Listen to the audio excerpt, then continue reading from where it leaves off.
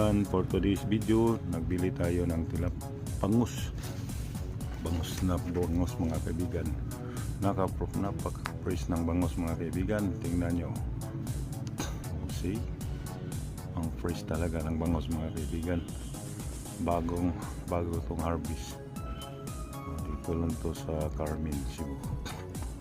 Napaka-fresh nito mga kaibigan. Shout out sa bangus, sa may-ari ng bangus nito. Shout out po sa iyo. Maraming salamat. At mura lang to mga kaibigan. Nasa 170 per kilo lang to. Bago pa. Fresh pump biscuits. Tingnan nyo mga kaibigan. Diba ang fresh niya? 4 na kilo yung binili ko mga kaibigan. 4 na kilo yung binili ko. Bagong kuha to, bagong harvest to mga kaibigan. Bago. Tingnan nyo, ang fresh ng bangus. Wow na wow. See, ang fresh talaga niya. Fresh na fresh yan mga kaibigan. Bago yan. Bagong kuha. Fresh from the farm.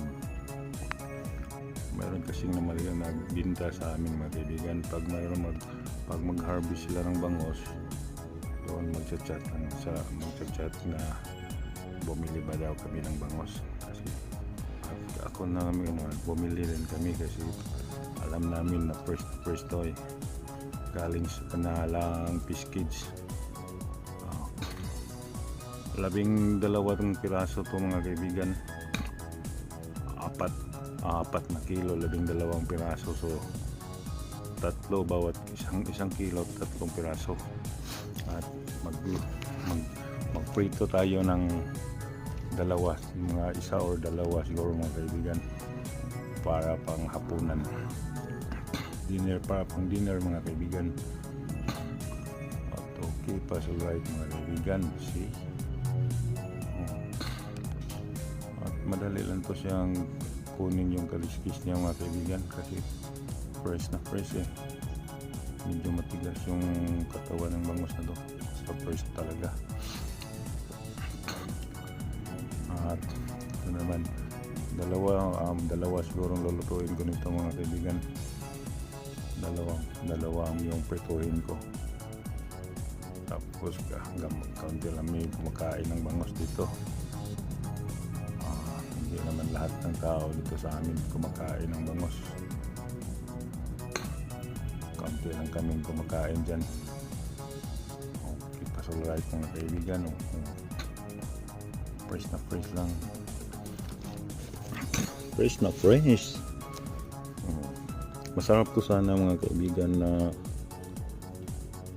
pang tinula or sinigang. Kaso ang oras ngayon dito 7 PM ng gabi. Matagal ko i-deliver kasi bago pa sila natapos ng pag-harvest. Kaya ang gagawin ko nito, magprito na lang to para may pang dinner.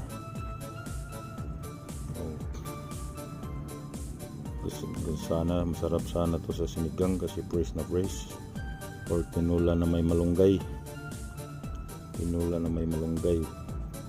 Sarap sana to. Kaso nagigutom na ko mga kaibigan. I'm hungry na, so prito na lang to para madali lang maluto ang prito